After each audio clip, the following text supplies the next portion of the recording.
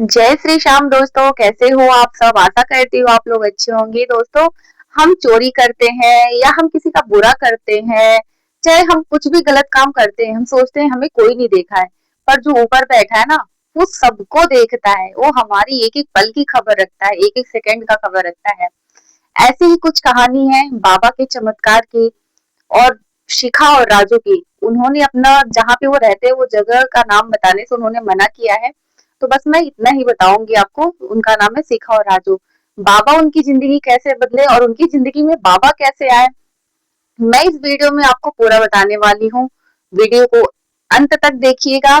ज्यादा देर न करते हुए आइए शुरू करते हैं शिखा और राजू की कहानी। राजू और शिखा की शादी के 10 साल हो गए थे। उनके 2 बच्चे हैं। बताते हैं कि उनके घर में उनके मम्मी पापा, उनके बड़े भाई और उनके भैया, उनके बच्चे, भाभी और इनके 2 बच्चे, ये हस्बैंड वाइफ रहते हैं। राजू को एक बहुत ही बुरी लत लगी थी, जुआ खेलने की।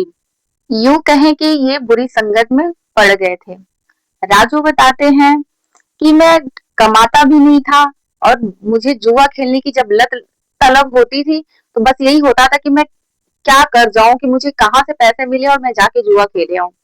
और कहते हैं कि मैं मेहनत नहीं करना चाहता। मैं सोचता था कि थोड़ी भी मेहनत ना करनी पड़े, बस दिमाग लगाऊं और अमीर बन जाऊं। कहते हैं कि घर वाले मेरे पूरे परेशान थे। मेरी वाइफ बोलती थी, मना करती थी, लेकिन मैं नहीं मानता था। अपने मम्मी से पैसे मांगता था, नहीं मम्मी पापा देते थे तो मैं इधर उधर से पैसे कर्जे लेके मैं बोलता था कि मैं दे दूंगा, और मैं चुका नहीं पाता था। मैं सोचता था आज जीत जाऊंगा, आज जीत जाऊंगा तो चुका दूंगा, पर नहीं हो पाता था। पर हद तो तब हो गई जब कर्जे मांगने वाले मेरे घर तक आने लगे। मुझे समझ में नहीं आता कि मैं क्या करूं। मुझे कोई रास्ता नजर नहीं आ रहा था। वाइफ के पास भी जो भी पैसे रहते थे, अपने मायके जाती थी, उसको कुछ पैसे मिलते थे तो वो भी पैसे मैं उसे जबरदस्ती करके ले लेता था और खेल लेता था। और मुझे अब कोई माँ बाप भाई भी पैसे देने से मुझे मना करने लगे कि ये गलत संगत में पड़ गया। बहुत लोगों ने समझाया पर उस समय समझ में नहीं आया। कहते हैं ना कि जब बुद्धि भ्रष्ट होती है ना तो किसी की अच्छी बातें भी हमें कड़वी लगती है। ऐसी दशा हो गई थी।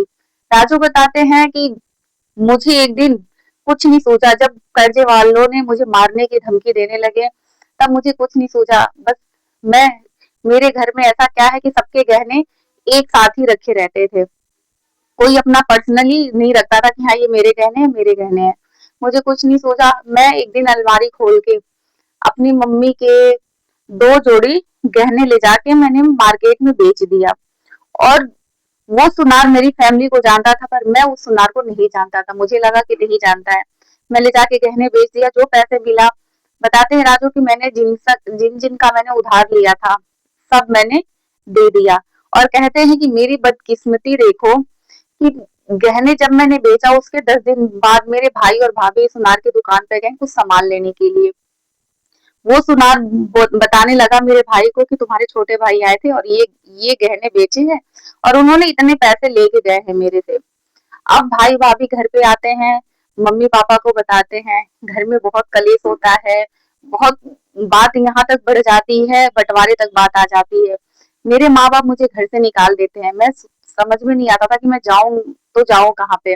बीवी बच्चों को लेके बच्चों की पढ़ाई भी नुकसान हो जाती, नहीं समझ में आया।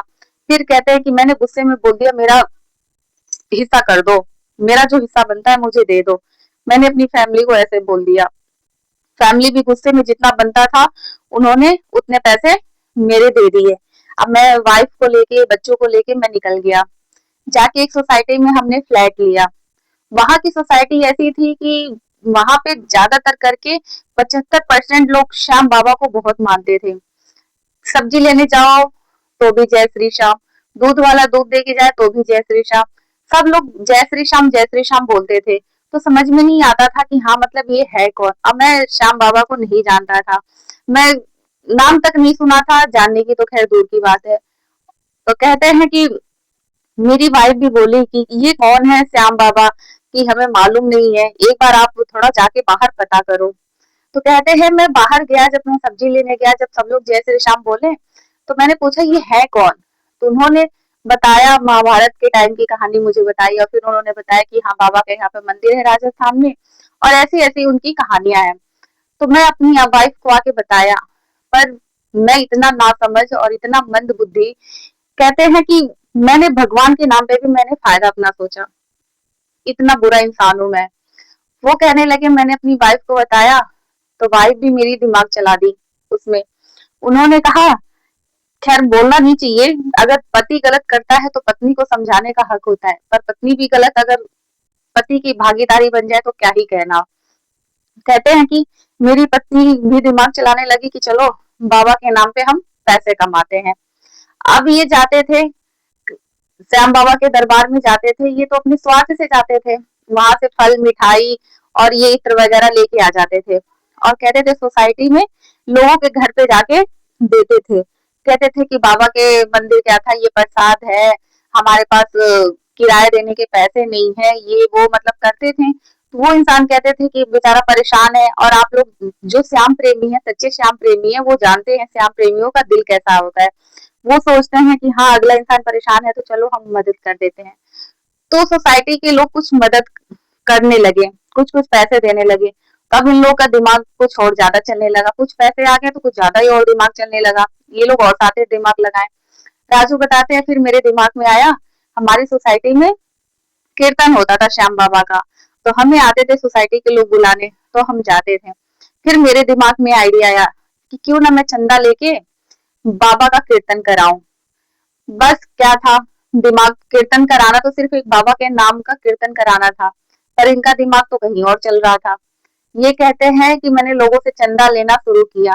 कहते हैं भर सोसाइटियों में पैसे वाले लोग रहते हैं, कहते हैं हमें भर भर के खूब चंदा मिले थे, कहीं से 5,000, कहीं से 10,000, कहीं से 20,000, ऐसे ऐसे करके हमें खूब चंदा।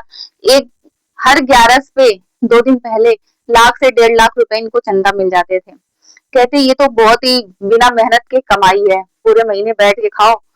तो इन्होंने सोचा कि हम कीर्तन कराते हैं, 20-25 हजार लगेंगे और बाकी पैसे हम रख लेंगे। इन्होंने ऐसा सोचा, पर जब इन्होंने कीर्तन कराना शुरू किया, पहला ही जब चंदा इकट्ठा हो गया, जब इन्होंने पहला कीर्तन कराया, कीर्तन के अगले दिन ही इनके दोनों बच्चे घर से कहीं भटक जाते हैं। अब नई नई जगह होती है, उनको मालूम नहीं होता है, वो कहीं भटक जाते हैं। बताते हैं राजू, मैं और मेरी वाइफ सोसाइटी के लोग लगे ढूंढने, नहीं हमारे बच्चे मिले। रात भर हम परेशान रहे, पुलिस भी कंप्लेन लिखती है तो 24 घंटे बाद ही लिखती है। हम सब जगह ढूंढे, गार्ड से पूछे, कोई कहीं नहीं दिखा कि हाँ बच्चे किधर से गए हैं, कहाँ गए हैं। बताते हैं कि रात भर हमारे बच्चे नहीं मिले, हमने ढूंढा कहीं कुछ नहीं मिला। अगली सुबह 6 बजे बेल बजती है घर की, घर के सामने मेरे दोनों बच्चे रहते हैं, आके खड़े रहते हैं। मैं तो देख के रोने लगा, मेरी वाइफ भी रोने लगी। हमने पूछा कि कहाँ थे तुम लोग रात भर, कहाँ थे? तो वो कहते हैं कि हम रास्ता भटक गए थे, हम गए थे खेलने के लिए, हम रास्ता भटक गए थे। तो पूछती है कि तुम लोग रात भर थे कहाँ पे और तुम्हें घर पे कौन लेके आया, तुम्हें कैसे मालूम? तो वो अपने जेब में से श्याम बाबा की फोटो दिखाते हैं, कहते हैं ये हमें लेके आए हैं। तो कहते हैं तुम लोग पागल हो गए हो क्या, ये कहाँ से लेके आ जाएंगे? कह रही हाँ यही लेके आए हैं। जब तक राजू भाग के जाते हैं देखने के लिए, तब तक वहां कोई रहता ही नहीं है, गायब हो जाता है। फिर ये सोचते हैं बाबा के आगे, दोनों हस्बैंड वाइफ बहुत रोते हैं, कहते हैं ये हमसे क्या हो गया, हमसे इतना बड़ा पाप कैसे हो गया, हमसे इतनी बड़ी गलती कैसे हो गई। खूब रोते हैं और कहते हैं कि आज से मैं ये सब चीजें काम छोड़ देता हूँ और मैं आपका कीर्तन कराऊंगा। अब ये हफ्ते 10 दिन बाद कीर्तन कराने के आप प्रोग्राम बनाते हैं। कहते हैं जो कीर्तन में जो बाबा की तस्वीर आई थी, जो मेरे बच्चों ने तस्वीर दिखाई अपनी जेब में से निकाल के, सेम वही तस्वीर बाबा की कीर्तन में आई। तब हमें समझ में आया कि हाँ मेरे बच्चों को श्याम बाबा ने बचाया। कहते हैं कि जब मैं इतना बुरा इंसान होके बाबा के नाम पे मैं पैसे खाता था, मैं इतना बुरा इंसान होके जब बाबा ने मेरी मदद की, तो सबकी क्यों नहीं मदद करेंगे। तो दोस्तों, राजू और शिखा ने वहीं पे कान पकड़ा और बाबा के भक्त बन गए, और बाबा के नाम पे जो लोग पैसे खाते थे लोगों से लेके कीर्तन में, उन्होंने वो चीजें छोड़ दी। और आज की डेट में बाबा की कृपा से उनके पास सब कुछ है, और उनकी सांसें भी चलती है, बाबा के नाम से चलती है। हर 11 पे बाबा के यहाँ जाते हैं दरबार में, बाबा की बहुत कृपा है। बाबा इतने बिगड़ैल इंसान को रास्ते पे लेके आ गए।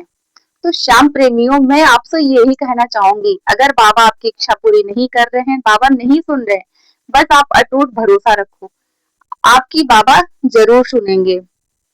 और श्याम प्रेमियों, भरोसा बिल्कुल भी डगमगाने मत दो। अगर बाबा नहीं सुन रहे हैं तो कभी इनके पास, कभी उन भगवान के पास मत जाओ, बस बाबा पे आप भरोसा रखो। श्याम प्रेमियों, वीडियो पसंद आई हो तो चैनल को सब्सक्राइब करिएगा, वीडियो को लाइक करिएगा और कमेंट में जय श्री श्याम जरूर लिखिएगा।